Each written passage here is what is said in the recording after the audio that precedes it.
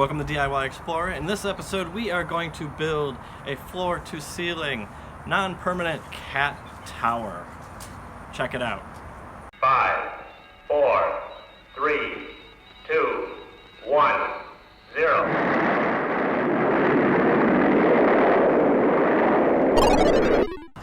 Welcome back to another episode of DIY Explorer. I'm Dave, your host, and this episode we are going to build yet another cat thing. This channel isn't completely about cats, but I have a lot of cat stuff I'd like to build first, before we move on to more complicated stuff. Coming up, you're going to see what tools you need, what supplies you need to buy, and step-by-step on how to build your floor-to-ceiling non-permanent cat tower. Thanks for watching, and check the rest out now.